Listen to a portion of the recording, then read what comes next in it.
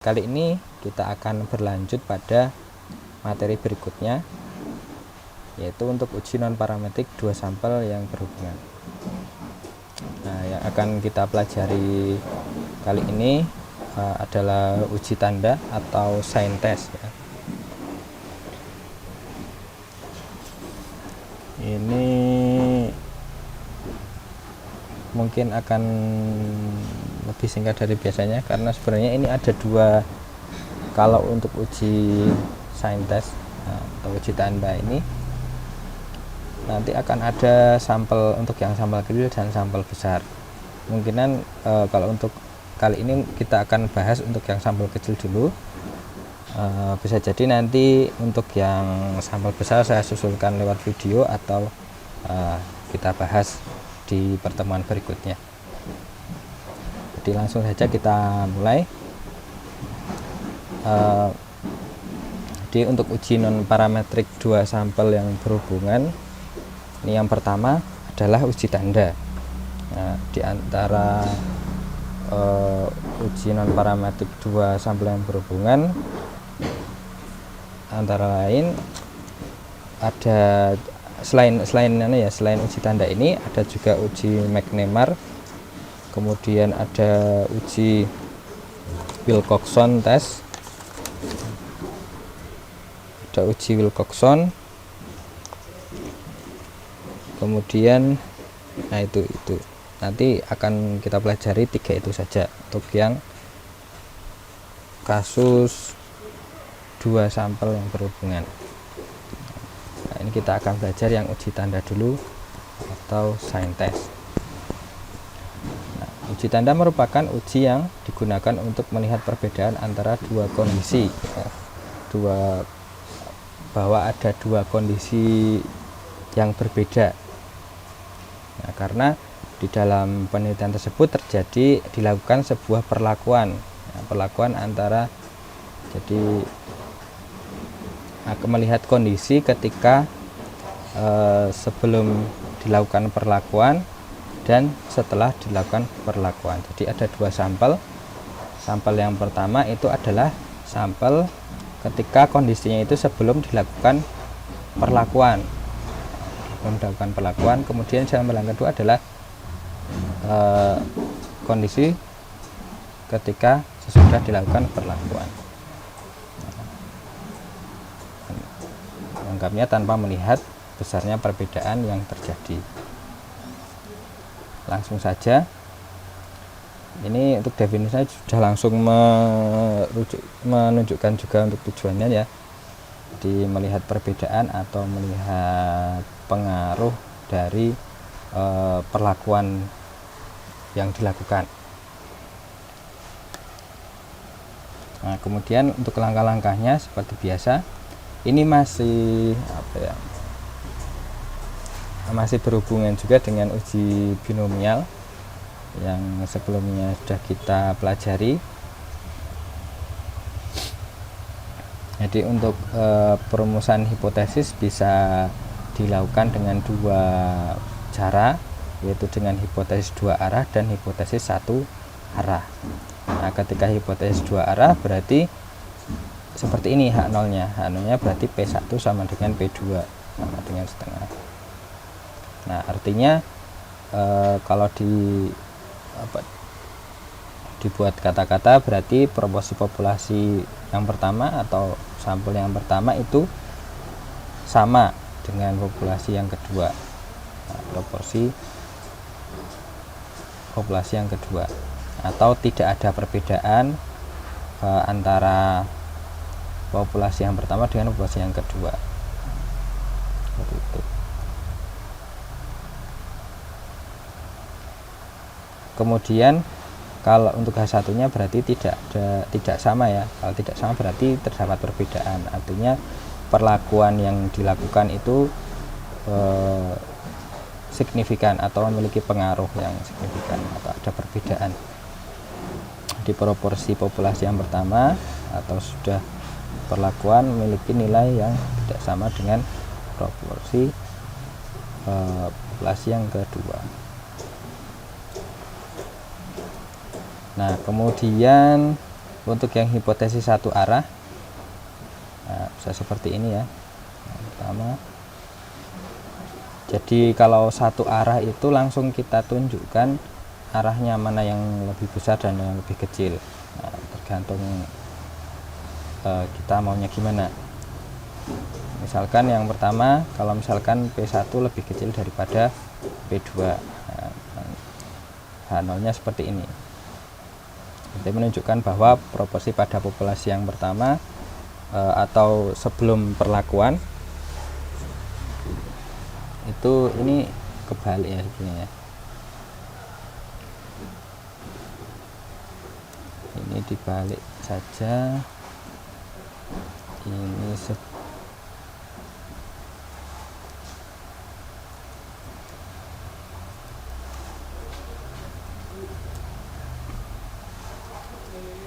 nah, harusnya seperti ini sih, urut harusnya.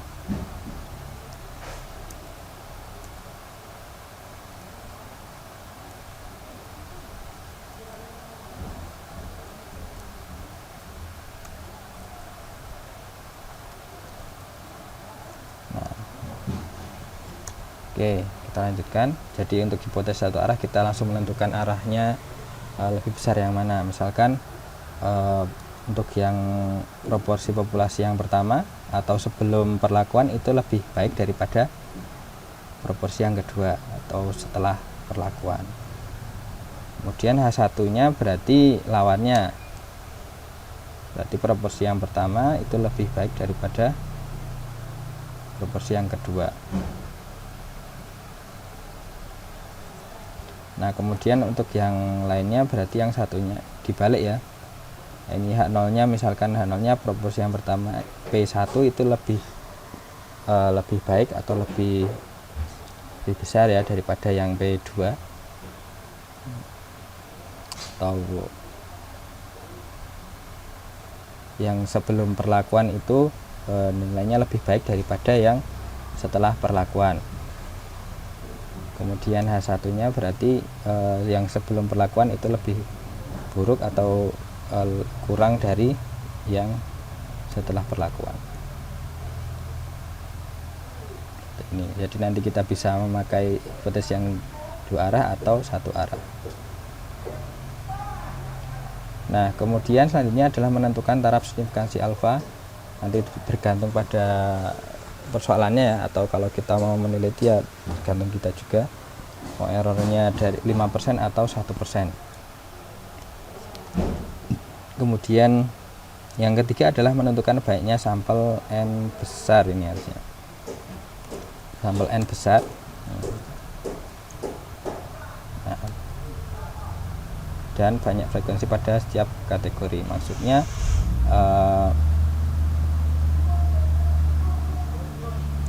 jadi nanti kita untuk karena ini adalah uji tanda, data yang kita dapatkan nanti akan kita tandai untuk yang terdapat apa ya, antara perlakuan, antara sebelum perlakuan dan setelah perlakuan nanti kita tandai. Apabila yang setelah perlakuan itu nilainya lebih besar daripada yang sebelum perlakuan, berarti nanti ditandai positif. Kemudian nanti data yang setelah perlakuan ternyata kurang dari yang sebelum perlakuan, berarti ditandai negatif. Nah, apabila data yang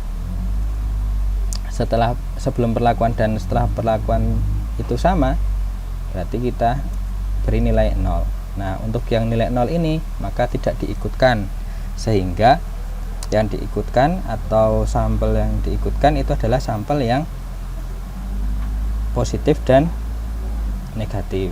Sehingga untuk yang N-nya atau banyaknya sampel total itu adalah jumlah dari banyak sampel yang positif dan banyak sampel yang negatif. Nah, selanjutnya menentukan kriteria penolakan. Nah, jadi nanti kita akan ada sampel besar dan sampel kecil ya. Ini yang sampel kecil dulu. Kalau yang sampel kecil itu ketika N-nya itu kurang dari atau sama dengan 25. Nah, maka ketika sampelnya kecil nanti kita akan menggunakan distribusi binomial atau melihat nilai peluang atau p-value pada tabel binomial. Nah, seperti pada caranya hampir mirip dengan uji binomial yang lalu. Kemudian kalau untuk yang sampel besar berarti n-nya lebih besar daripada 25, maka kita akan menggunakan distribusi normal. Nah, menghitung nilai peluangnya dengan pendekatan distribusi normal. Atau kita nanti pakai Z, itu juga nanti melihat tabel distribusi normal juga. Nah, untuk menentukan kriteria penolakan ini kita melihat pada hipotesis awalnya ya. Kalau kita pakai hipotesis dua arah berarti seperti ini untuk yang baik yang sampel kecil dan sampel yang besar ya. Kalau kita jadi perbedaannya pada pakai hipotesis dua arah atau hipotesis satu arah. Jadi nanti kalau misalkan pakai hipotesis dua arah, hasil dari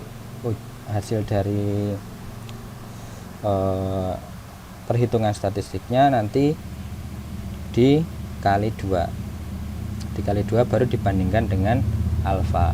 Ini ya, p-value nya itu dikali 2 dibandingkan dengan alfa.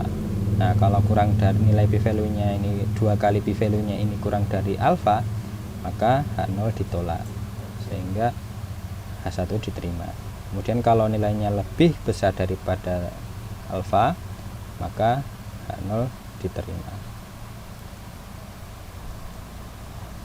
Nah, ini sama ya untuk yang besar juga. Kemudian untuk yang hipotesis satu arah seperti ini. Jadi kalau untuk hipotesis satu arah nanti kalau kita memakai hipotesis satu arah, maka p-value yang didapatkan tidak perlu dikali 2. Langsung saja kita bandingkan dengan taraf signifikansi alfa.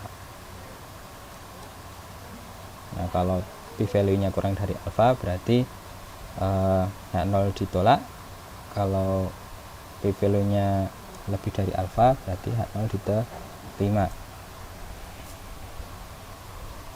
Atau memakai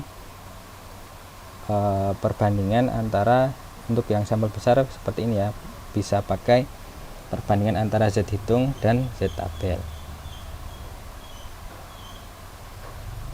Nah, seperti ini.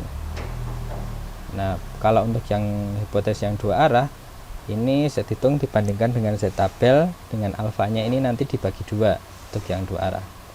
Alfanya misalkan alfanya ini 0,05, nanti dibagi 2 menjadi 0,05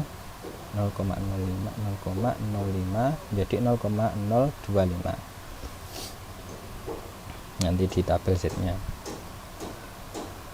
Nah, kalau untuk yang satu arah tidak perlu dibagi 2, pakai alfa 0,05 misalkan.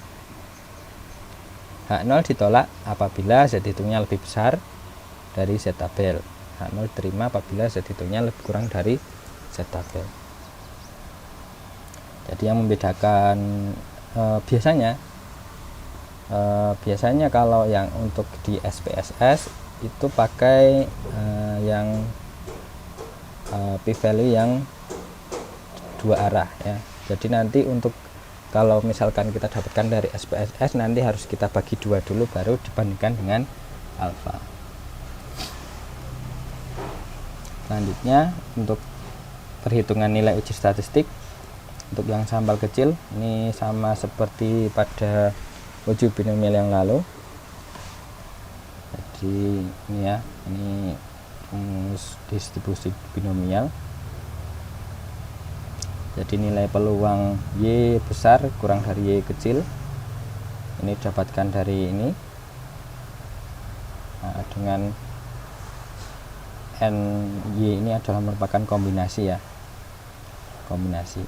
Nah, P ini adalah proporsi kasus yang diharapkan, Q adalah 1 kurangi P atau yang kategori yang lain. Kemudian yang Y yaitu adalah banyaknya kejadian yang diharapkan yang diperoleh dari sampel. Berarti nanti kita kan berharap misalkan ada perbedaan ketika perlakuan ya. Jadi nanti harapannya yang setelah perlakuan itu yang menjadi Y di sini adalah yang banyaknya sampel setelah perlakuan. Nah, seperti itu.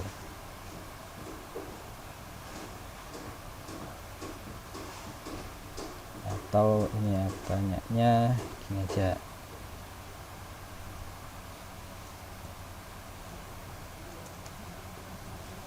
Banyak sampel setelah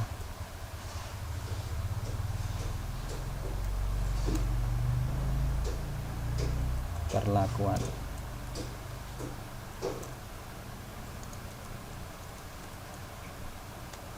Nah, ini.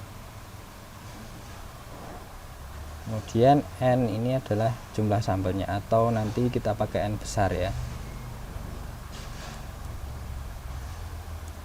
N. Nah, kemudian untuk yang sampel besar ini pakai ini seperti ini. Ini adalah distribusi normal, distribusi normal dengan Y plus 0,5, ini kan plus minus. Nah, ketika Y nya ini kurang dari N kali P. Nah, nanti P nya ini proporsi kasusnya ini nanti kan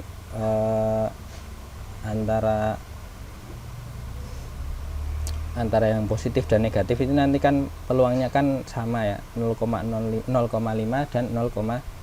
Jadi nanti ini nilainya P nya ini 0,5.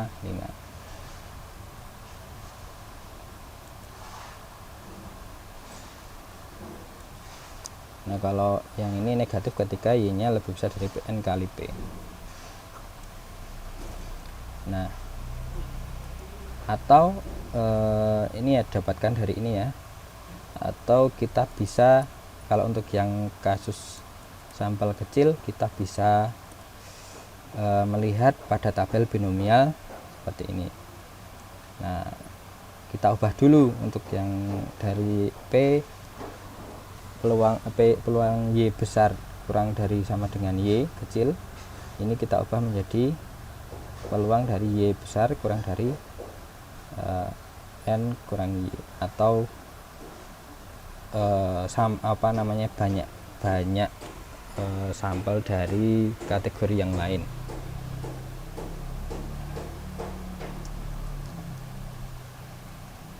Kemudian ketika kita sudah mendapatkan nilai dari nilai perhitungannya atau p-value-nya, kita bisa lakukan kesimpulan berdasarkan kriteria penolakan tadi. Oke, ini juga sudah saya siapkan untuk yang SPSS. Nanti kita langsung bisa praktek dengan SPSS, yaitu yang pertama adalah kita membangun data pada variable view dan data view. Kemudian nanti langsung bisa klik analyze, pilih non parametric test, kemudian pilih legacy dialog, pilih to related sample pada variable kategori 1 atau yang sebelum perlakuan ini dimasukkan ke test pairs variable 1. Kemudian variable kategori yang kedua atau sudah perlakuan dimasukkan ke test pair variable 2. Kemudian pilih sign pada test type, kemudian klik OK. Nanti langsung kita dapatkan p-value-nya. Langsung saja ke contoh soal. Nah, contoh soalnya adalah seperti ini.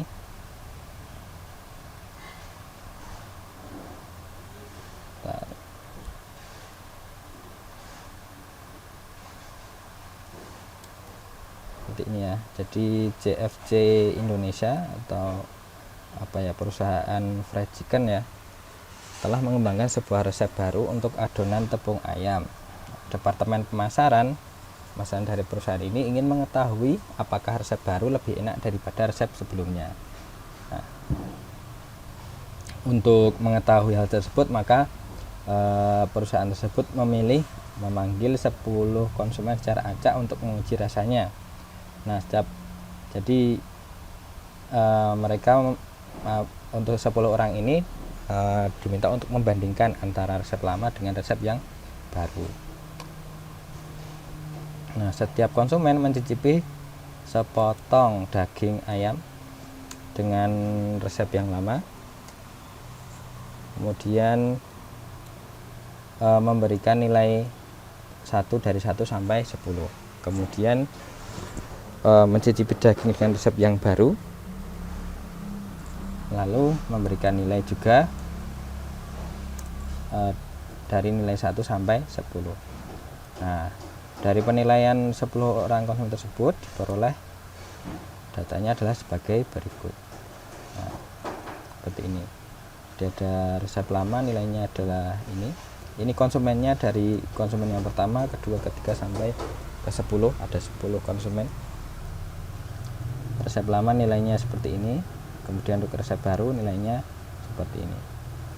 Nah, kita diminta untuk menguji apakah terdapat perbedaan antara resep lama dengan resep baru dengan alfa 5%. Atau apakah resep baru ini lebih enak daripada resep yang lama. Nah, kita coba langsung saja kita pakai hipotesis yang satu arah. Jadi kalian juga boleh pakai hipotesis yang dua arah. Jadi nanti P1 sama dengan P2 sama dengan setengah. Berarti tidak ada perbedaan antara resep baru dengan resep yang lama kalau dibikin kata-kata ya. Kalau kita pakai hipotesis satu arah jadinya seperti ini. H0-nya adalah P1 kurang dari P2 atau resep baru lebih enak daripada resep yang lama. Nah, P2 itu kan yang resep yang baru ya, lebih besar dari nilainya lebih besar daripada P1 misalnya. H1-nya berarti lawannya dari H0, P1 lebih dari P2 atau resep lama lebih enak daripada resep yang baru atau ya tidak lebih baik lah. Jadi kalau untuk hipotesis satu arah ini kita langsung mengarahkan apakah mana yang lebih ingin tahu mana yang lebih apakah yang sebelum perlakuan ini lebih setelah perlakuan itu lebih enak daripada sebelum perlakuan atau tidak. Nah, kemudian yang kedua adalah menentukan alfa. Alfanya tadi sudah ditentukan ya 5% atau 0,05. Kemudian kita tentukan n-nya. Nah, menentukan n ini kita perlu memberi tanda pada hasil ini tadi, hasil dari konsumen tadi, datanya tadi. Jadi kita bandingkan antara nilai resep lama dan resep baru untuk tiap konsumen. Jadi untuk konsumen yang pertama, resep lamanya ini lebih kecil daripada resep yang baru, berarti ini nanti positif. Kita beri tanda positif.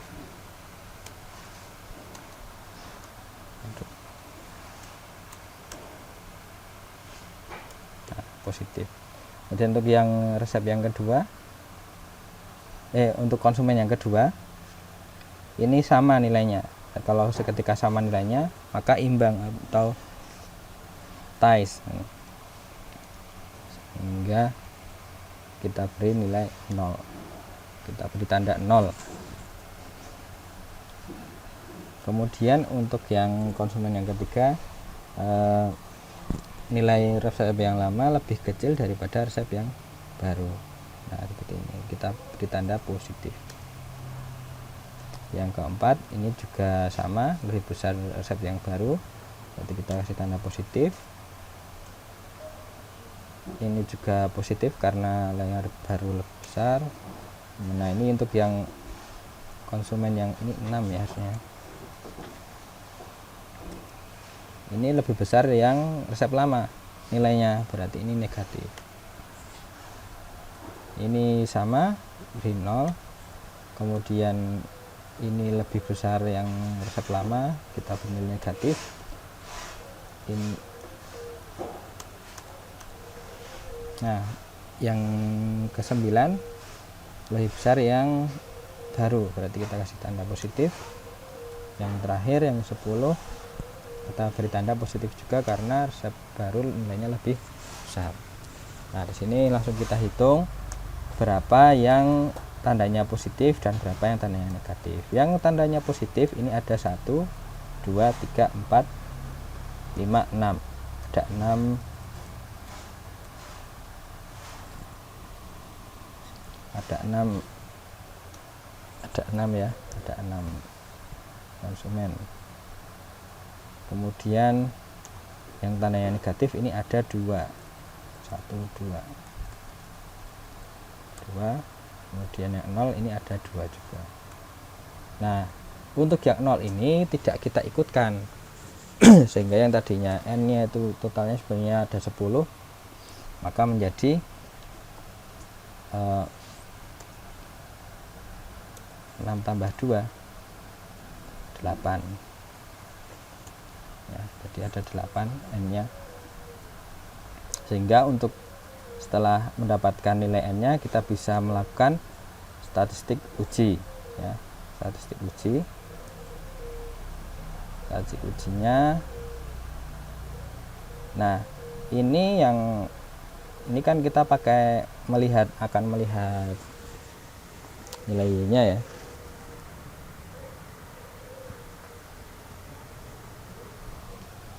Kita lihat nilai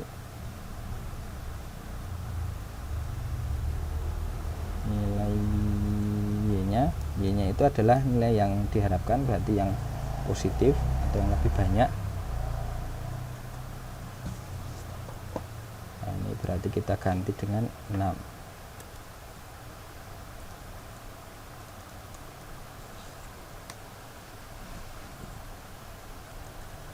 Nah, sehingga yang ini kan 8 ya, 8 dikurangi 6.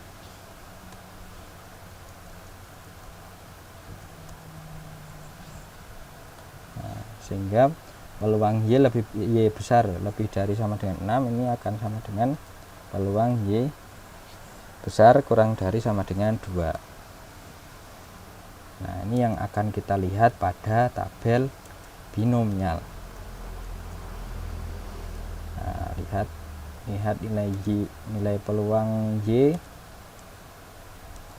besar lebih dari sama dengan 2 pada tabel binomial. Nah, tabel binomial itu berarti kita membutuhkan n nya berapa, n nya itu kan 8 ya. Kemudian x atau nilai x atau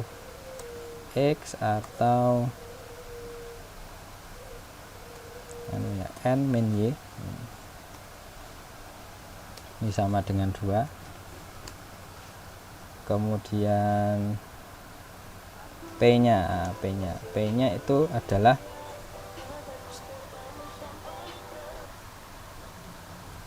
P-nya adalah 0,5. Nah, karena tadi untuk proporsinya kan sama ya, 0,5 peluangnya 0,5 dan 0,5. Untuk yang positif 0,5, yang negatif juga 0,5. Kita ini sudah saya siapkan untuk tabel binomialnya.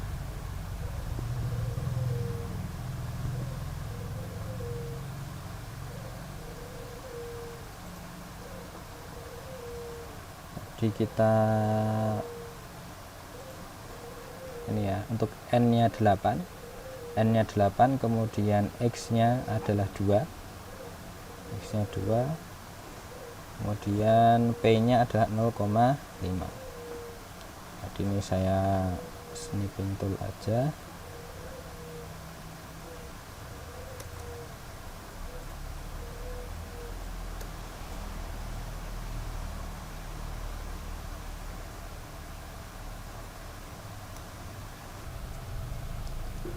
N nya 8, x nya 2, p nya 0,5. Berarti di sini kita pasangkan dengan yang posisikan ke yang pojok kanan. Nah, ini ya berarti pertuannya pada ini.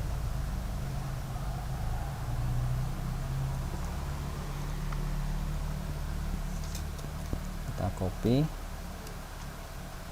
Excel.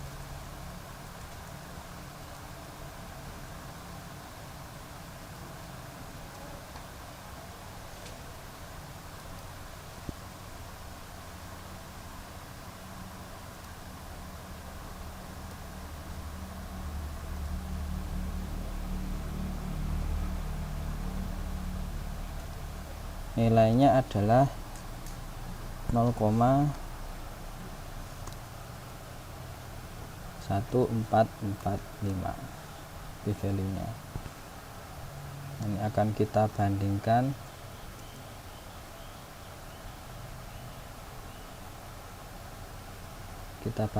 dengan alfanya 0,05.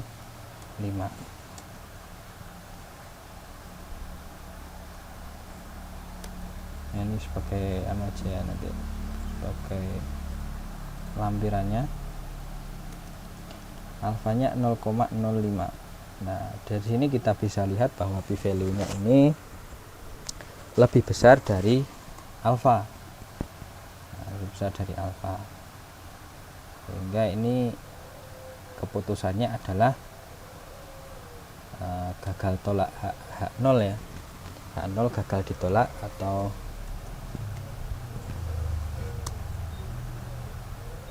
H0 diterima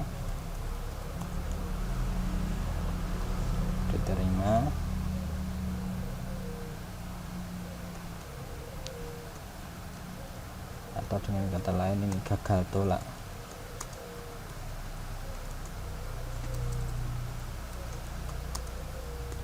H0, maka kesimpulannya adalah berdasarkan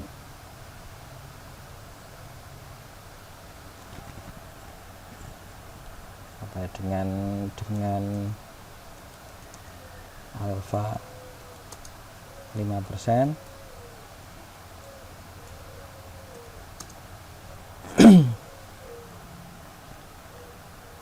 supaya dapat dilihat bahwa dapat disimpulkan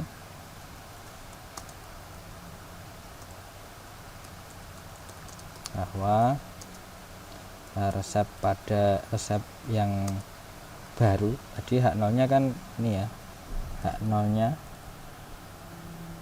berarti kita resep yang baru lebih enak daripada resep yang lama.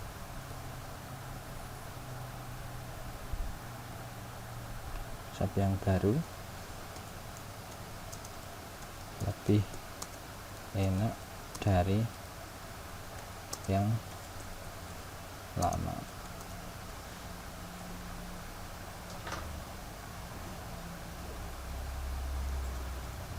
Atau dengan kata lain bisa juga terdapat perbedaan yang signifikan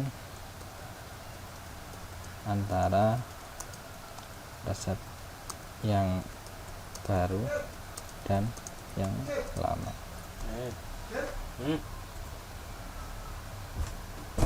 Harus mengurangi 10%. Oh nih. Lagi sini lagi. Nah, gimana ini sih? Itu kemarin pakai sahal itu. Oke, ya seperti ini ya. Ya karena kita pakai yang satu arah ya pakai yang ini aja. Kalau pakai yang dua arah bisa juga seperti ini. Ya ini maknanya sama. Nah, sekarang kita coba menggunakan. Jadi kalau untuk sebelumnya kalau kita pakai hipotesis satu arah ini kita tidak perlu mengalihkan dua kali ya, dua dikali p-value, tidak perlu untuk dibandingkan dengan alfa. Kalau kita pakai hipotesis yang dua arah maka harus dikali dua dulu. Sekarang kita coba untuk yang SPSS. Di sini sudah saya siapkan untuk datanya. Nah, cara memasukkannya sama ya, kita masukkan dulu untuk yang di variable view ada konsumen, ada resep lama, resep baru seperti ini. Nah, ini nominal, ordinal. Ini yang untuk yang resep lama dan resep baru ini diganti misalnya menjadi ordinal. Nah, kemudian dimasukkan pada data view, ya, datanya yang tadi, nilai yang tadi berdasarkan tabelnya tadi itu kan ini ya. Nah, ini dimasukkan konsumen yang pertama 2, ketiga sampai 10. Nanti yang resep lama nilainya dimasukkan, resep baru nilainya dimasukkan juga. Nah, setelah itu kita bisa langsung klik analyze, pilih non parametric test, pilih legacy dialog, kemudian klik to related samples. Maka akan muncul jendela ini ya, to related sample test. Ini yang tadi, maka saya hasilnya seperti ini ya. Nah, di reset. Awalnya itu seperti ini. Nah, jadi untuk resep yang lama kita pindahkan ke variabel yang pertama. Untuk yang resep yang kedua kita pindahkan ke variabel yang kedua. Nah, pada test type dipilih yang sign. Nah, kita mau menguji dengan uji tanda ya. Klik OK. Nah, kita dapatkan hasilnya seperti ini. Kita pindahkan ke Excel.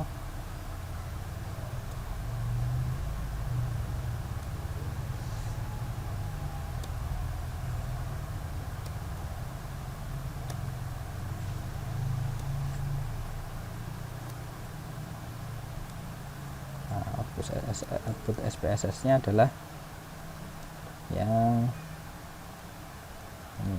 Ini harusnya tadi saya gambar dulu.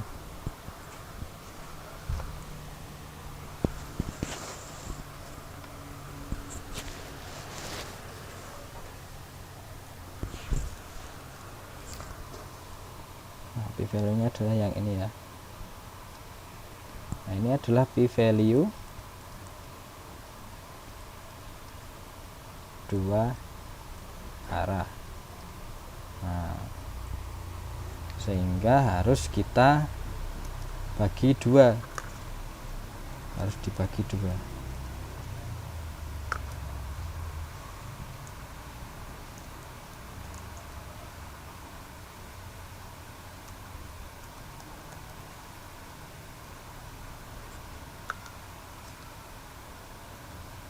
P value nya kan ini ya, p value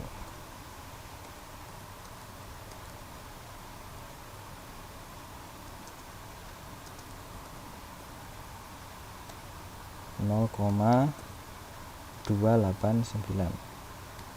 Nah, sehingga karena kita pakai yang satu arah,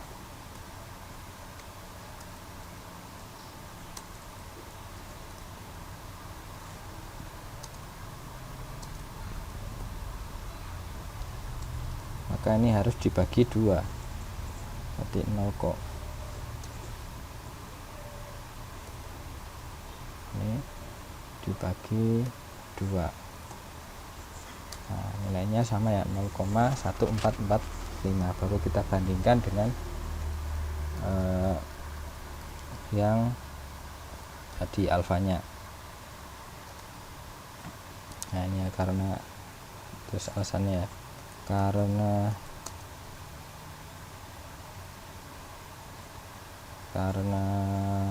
memakai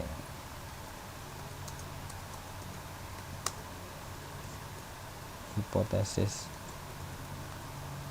satu arah, maka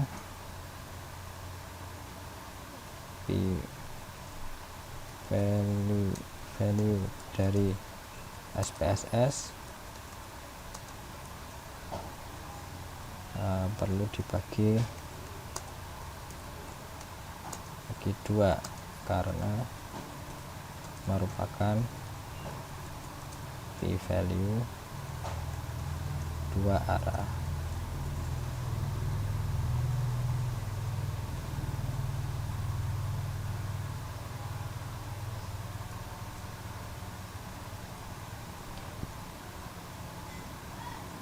Sebelum dibandingkan alfa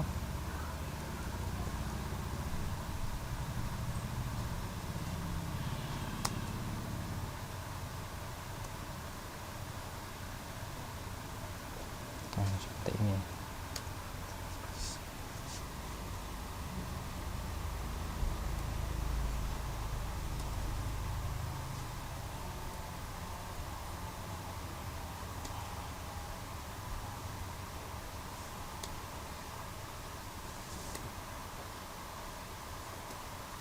Nah, sehingga yang dipakai adalah yang p-value yang satu arah ini, karena kita pakai hipotesis satu arah. Nah, nilainya sama ya, lebih besar daripada alfa, sehingga H0 diterima atau tegal tolak H0. Kesimpulannya, resep baru lebih enak daripada resep yang lama. Seperti itu. Jadi seperti itu untuk contoh sampel kecil pada uji tanda ya. Nanti bisa dipraktekkan. Nah, ini sebagai feedback dari kalian. Nanti saya lampirkan, saya share tugas untuk hari ini ya. Bisa dipraktekkan berhubungan dengan perkuliahan hari ini. Ini di sini ada diberikan data mengenai berat badan sebelum mengkonsumsi obat penambah berat badan merek PGR dan sesudah mengkonsumsi obat penambah berat badan PGR selama 1 minggu. Nah, di sini dipilih secara acak konsumen ya, atau orang yang responden. Ada 9 responden.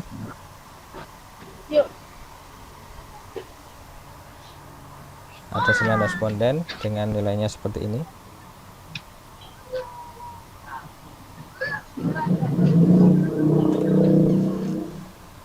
Nah, kemudian lakukan uji tanda dengan alfa 5% untuk menguji apakah terdapat perbedaan berat badan sebelum mengkonsumsi obat PGR dengan setelah mengkonsumsi obat PGR. Silahkan kalian bisa pakai hipotesis yang satu arah atau dua arah, Anda terserah. Nanti ini saya share, nanti bisa dikumpulkan ya sebelum perkuliahan berikutnya ya, batasnya ya, seperti itu.